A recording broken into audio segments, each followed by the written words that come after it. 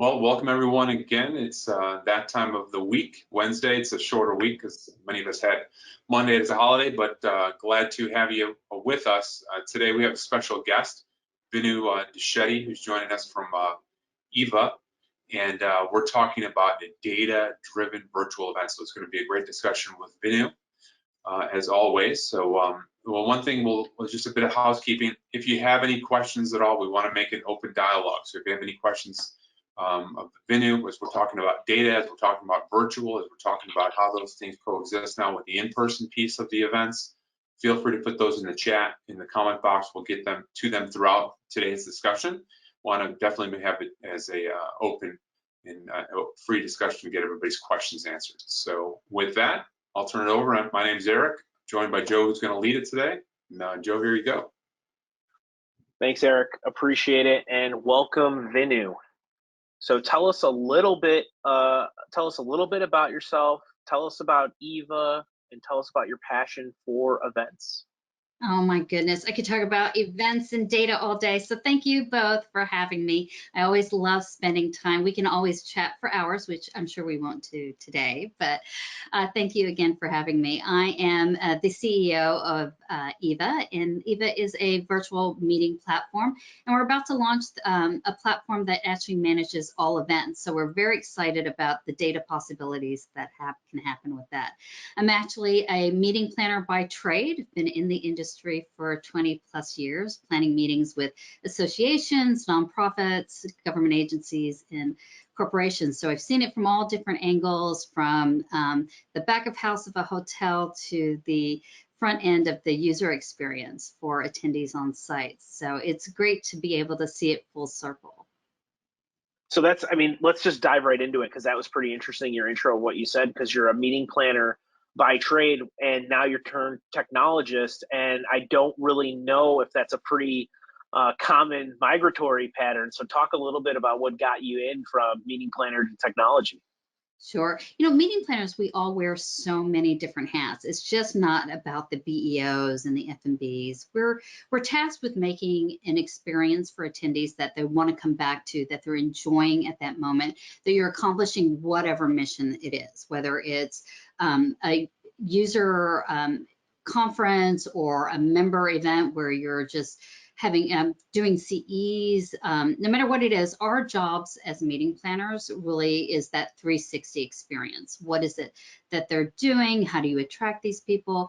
And with that is just not the actual, the tangible of what food do I eat, but it's also about the data behind it, right? For me, it was not only about how many people are going to actually consume a vegetarian meal, or how many nights you're going to need, or how to avoid that attrition. It was actually taking a look at the numbers and seeing, how do I get to that goal? How do I get to the goal of getting people there, how to keep them happy, and how to keep them coming back? And it was great to be able to do that with data, even pre-technology, right? You've always had spreadsheets, but now with so much that's available out there, it's just that much easier to be able to not go with your gut anymore and actually have the data to back it up.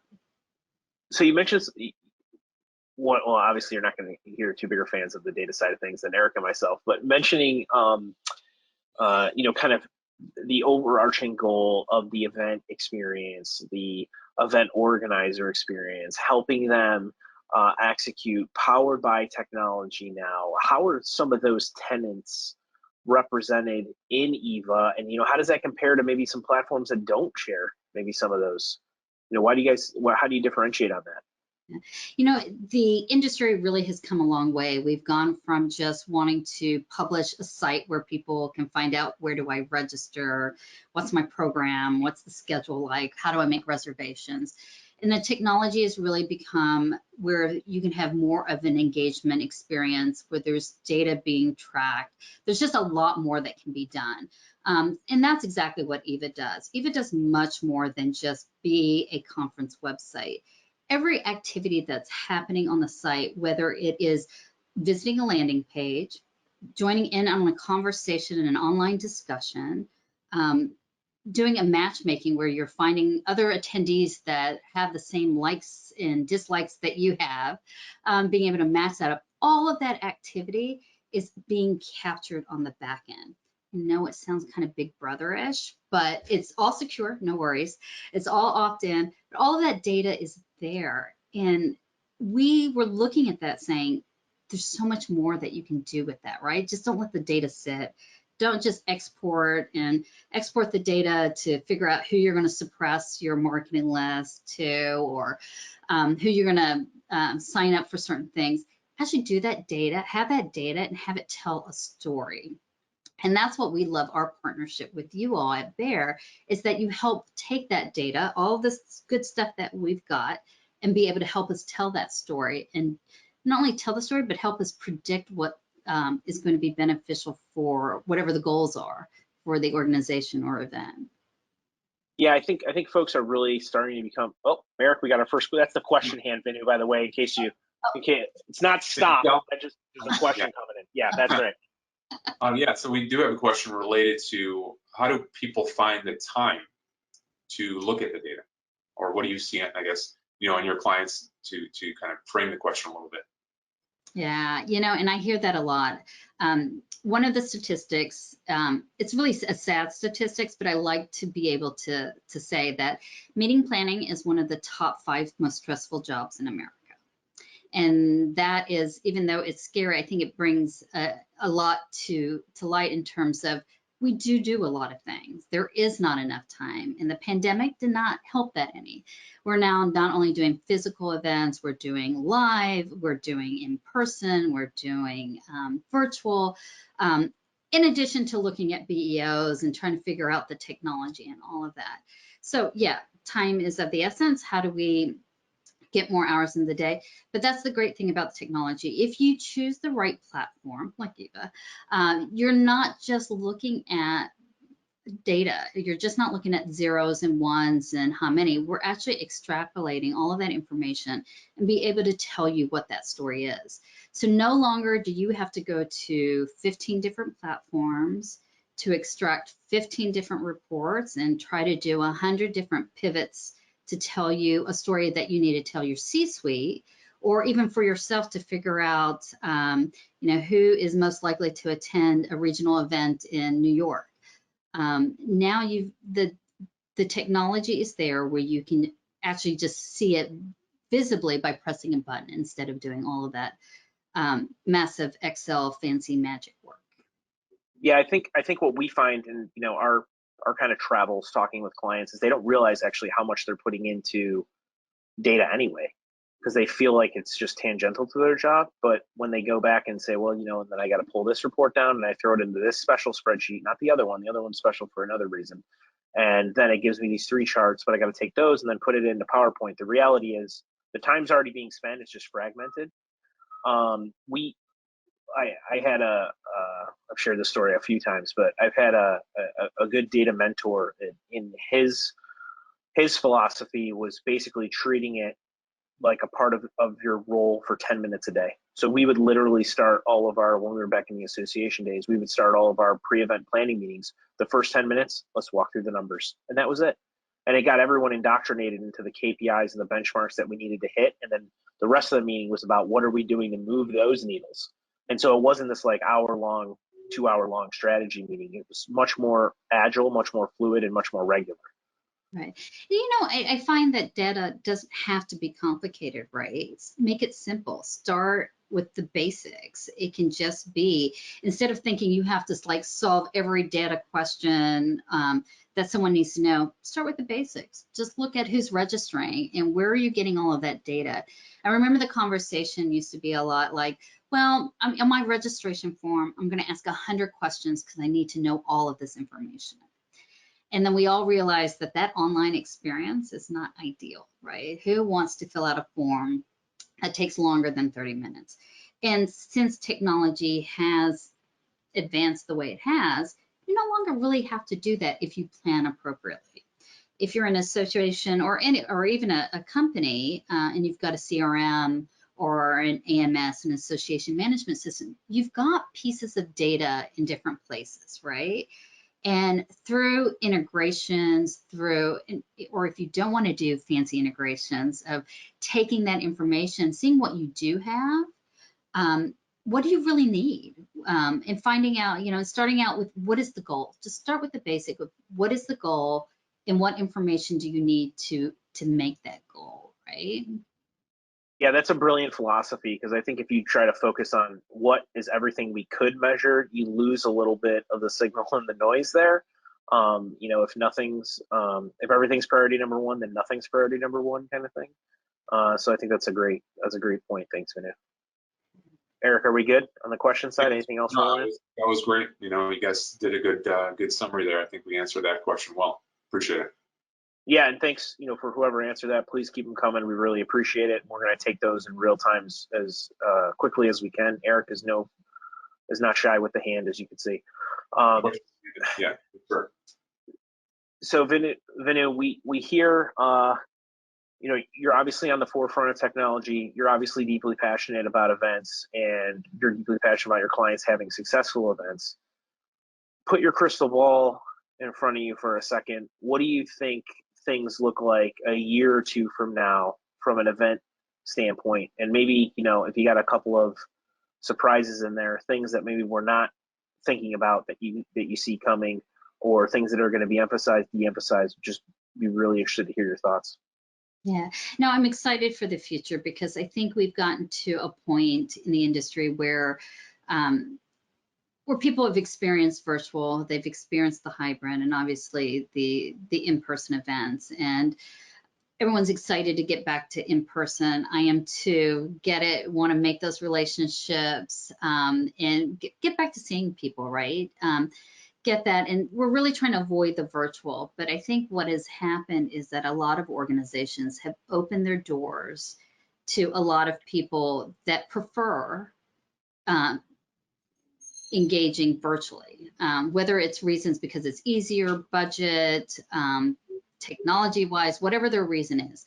But we've accessed a new group of people, and so like, how do you move forward with that, knowing that this group of people want to engage virtually and not leave them behind, but yet still captivate the people that do want to do in person? And I think we're at that space now where people are like, you know, it's either one or nothing. But I think people are realizing that they've got two different audiences, and they've got to figure out what's important. Do they need to engage those people virtually, or do they maybe say maybe they're not worth it to our organization? But I think a lot of people are saying it is worth it, and they've engaged these people that can become members, customers, users, whatever the case may be, and really looking at not one or the other. Do I do only in person, or do I only do virtual? And the question now is, how do I create a strategic events program that incorporates both? Who is right for what type of event, and how do you manage that event? That's my prediction in the next year. I think people will have, now that they understand things better, they've got the data, they'll have the more capacity to be able to juggle that and create, instead of a crisis plan for your event, is be able to actually predict and plan for the future. So I'm excited to see what is going to come out of that. I think the creativity is going to be pretty amazing out there. And I think it's also going to be just more than planners. It's going to be an organization-wide engagement to be successful in whatever event strategy it will be. What about on the tech side? Oh, go ahead, Eric. I have one more question just came in, so that's why it's hot. I want to get it on the frying pan. So it says, let's see, how do you advise associations use event data to help the association sponsors identify and reach their target audience? And then in brackets it says, instead of reaching all event attendees. That is great. And I know Joe and Eric, we've talked a lot about this, and I love that you've done some activations that really speak to this, and love going down this road, because that's where the money is, right? This is where our exhibitors and sponsors are for most of us will support our events. So, and I think it's twofold, right? I think we have always been, this is who we have in total of who's attending the event or the conference, and exhibitors take it or leave it. Instead of really looking at it going, instead of looking at a perspective saying, you know, 20,000 people attend and this is their demographics, but now being able to cater to those exhibitors and saying, guess what? You're not going to be interested in all 20,000 people. However, a majority of them, give them a specific number, are interested in what you're doing. What's your target audience and how do you match that up? And that's kind of what we like in EVA, before you even get to the data points, is creating match. We actually have a matchmaking feature that allows attendees to say, I'm interested in X, Y, and Z. Here's my demographics, here's my behavior. And the exhibitor can actually go in and say, these are the people I'm really interested in. You know, it's fine that I don't get, that you promised 20,000 attendees. The conversation is no longer of how many attendees, it's how many people I'm really interested in. So out of those 20,000 attendees, I may only have 1,500 people that are really my target, but that's fine. But now I know that they're there and I can see what behavior that they're, you know, whether it's what sessions they're going to, what are they buying. Now you've got all this data that you can hand over to an exhibit and sponsor. And you know what? They're not going to be worried that all 20,000 people didn't come to their booth, right? That's not what they're interested in. They're interested in the quality that they're getting. And now you're giving them the data to support that.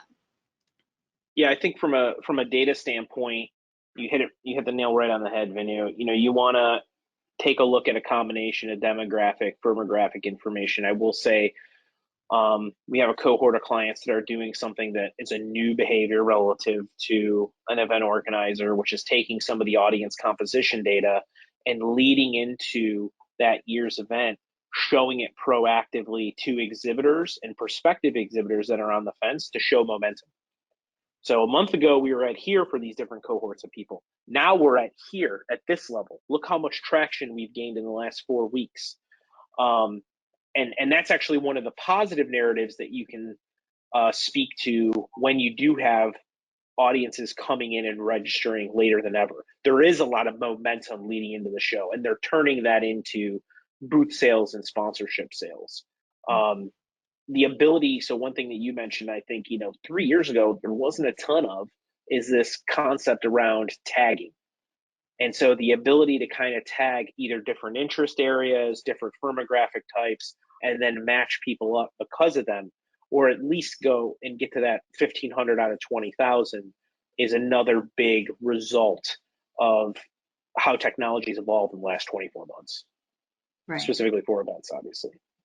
And being able to tell them where they can go, where they can go to talk to the people that they're most interested in is invaluable, right? That's saying that you care about your exhibitors, you care about what they're interested in and having them be successful and being a true partner in that.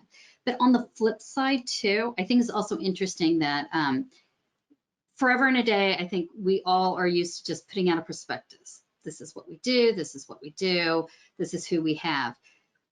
But I'd like to flip that model a little bit, looking at our exhibitors and are they the right match? Do you have exhibitors in there that really, are they a match for who's coming to the conference? And there's two questions there, right? Is that exhibitor right? Should you be looking at a whole new category of exhibitors that could be potential prospects for your show? Or looking at, depending on how important this partner is to you, this exhibitor, if they're a major sponsor and they're not getting what they need, how do you collaborate with them to get the right people to the table? If that's important enough. It's all about the dollar signs and the time and all of that. But those are important questions to take a look at, because sometimes I've worked on trade shows where there's a big disconnect between exhibitors and the attendees. I couldn't get attendees to the exhibitors because it just didn't make sense. And we actually turned those exhibitors into sponsors because it wasn't about that, it was about brand recognition. So again, it was listening to what the exhibitors wanted, having that data and making those goals work together.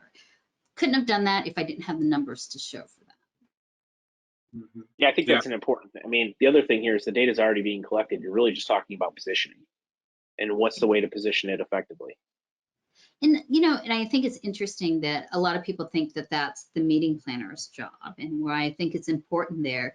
But I think for, if you have an exhibit sales team or a development team, that data is super important there, right? Like, how much information can that tell you? I would have loved, when I did exhibit sales, to be able to say, okay, wow, we're getting this whole segment of audience and we have no exhibitors that speak to them. Who can I go out as a salesperson and say, come and exhibit because I have your people? Yeah, that's a great point. Eric, another one. Yeah, we got a follow-up question about using data to help sponsors target their audience. So some associations say that they won't share member attendee lists with sponsors. How can we show associations the value of collaborating with sponsors and how that actually helps members? Well, I think no, so I was just going to say, first, to that first point, like, it doesn't mean that you have to share the raw information with emails, you know, business or personal addresses. It doesn't have to go down to that level. Showcasing this data in aggregate, first and foremost, showcases trends, people in different cohorts or persona types.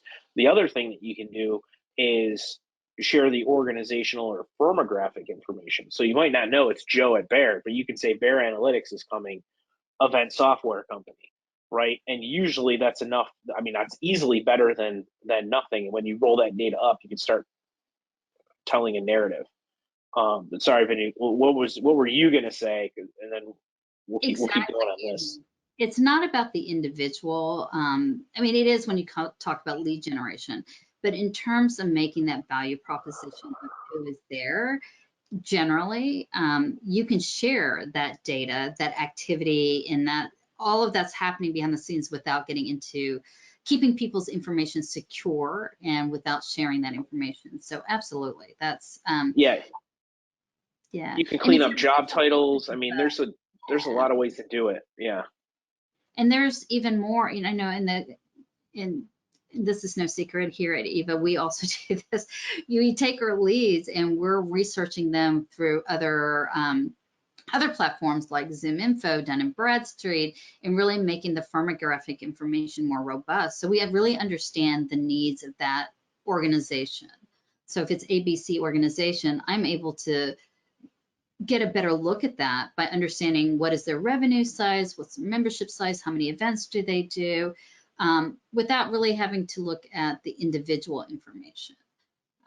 But even with what we both do at Bear and in EVA, we're able to see if you did have an opt-in, you're able, well, even without the opt-in with the email addresses, you can see the behavior, right? That behavior is the story that we want to hear. And then just to be clear, that's on the organizer level. The organizer has kind of more of the top-down view. But I think in you know, you want to be privacy and security forward. But there's ways to shape the narrative around the who without saying it's so-and-so at gmail.com, as an example. And I hope that answers that follow-up. You said it was a follow-up question, right, Eric? Is that right? That was a follow-up to the first question, correct? Yeah. Okay. And I tell you what, in the association world, one of the most, the little thing that I did to make my exhibitors happy was after an event, I would pull charts and reports for them and say, not only here's the big number of who came to this conference, but in your market that you're looking for, here is some data. They love that. It kept them, they're like, you care about me. And even if we struggled with the numbers and it didn't look good, they were like, we know that you're caring about it and you're trying to shift it and you're trying to help us out. That's a good partner. Yeah, we found so that's a good point. Super key. Yeah, super key. Go ahead, Eric. No, I was just saying, transparency is so key lately that we've heard, you know, on multiple of these webinars, folks talk about how they're sharing the attendee information as it's coming through on webinars with the exhibitors, and the exhibitors sponsors really appreciate that level of honesty and transparency. Well, and it also just shows you have a handle on your business, right? So in an environment where you're like, how big is, or how much of a bounce back are we expecting at this event, or how much of a fit are we expecting at this event? You have to rely on some type of quantitative intelligence. And the thing is, this isn't like go out, buy a list. This is literally data you're already collecting. So just reposition it to tell, like Vinnu is saying, that story and that narrative And then I guarantee you'll find the time on when to do something with it, because it's saving you time from having to do it yourself. And once you've done it and understand what you're looking for, I think you do save time. You know, the first time may be a little intimidating, but if you've got good partners who have done this before, there's some great stories that are out there that people share how, you know, how they went about, where do they start, right? And I think once you do it and you've got a feel for it, it becomes second nature. It's the data piece of that starts growing within you. It usually amounts to, for us, for like a smaller-ish deployment, you know, a team of like 3 or 4 across finance, marketing, maybe sales that are using Bear IQ. It ends up being about 1/4 to 1/2 cumulatively of a headcount in terms of savings. And then you don't have to actually have like that data analyst role in-house either. And so that's how we do the internal kind of ROI metric on our side. Well, I would tell you on the EVA side, we have been working mostly with meeting planners that have not had the time to look at the data. So, and they've been tasked with it, but now that it's available and they're like, oh, we didn't know you could capture all of that. And we didn't know you could tell us all of this, and it doesn't have to be hard. And they're sharing that within the organization. We're seeing other departments getting involved, membership, marketing, sales. Oh, yeah. And it really becomes this unifying factor within an organization, which is great. You know, you're not in it alone anymore, and it shouldn't be. I think data is something that, especially in the association world, I think has come a long way. There's still more to be done, but it's at least on the radar now. No, I couldn't agree more. And I think, you know, as events are positioned as a great way to return to revenue, which is a big theme that we are hearing in the marketplace right now, being proactive with your data is pretty much the most efficient thing you can do, you know, dollars over hours, if you will.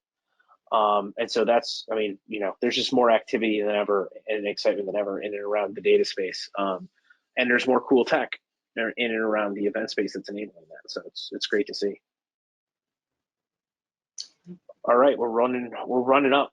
Man, the time flies on these things, and we have a good convo there. It's crazy. All right, any last questions before we round out today's discussion with Vinnu? Vinnu, thank you very much. This has been awesome as always. We love hearing from you. We're going to have you back on because, I mean, you're driving so much innovation in the space. The narrative's going to be completely changed 3 months from now. So we're going to get you back on. And as a reminder to folks, we got Dana Fraker-Duty on from Juno next week. She's going to be sharing her insights in and around community. But Vinnu, thanks very much. We love having you on the show, and thanks all of you for attending. Thank you very much for having me. Have fun with the data, everyone. Absolutely. Thanks, Vinnu. We'll see everybody next week. See you next week, all. Take care.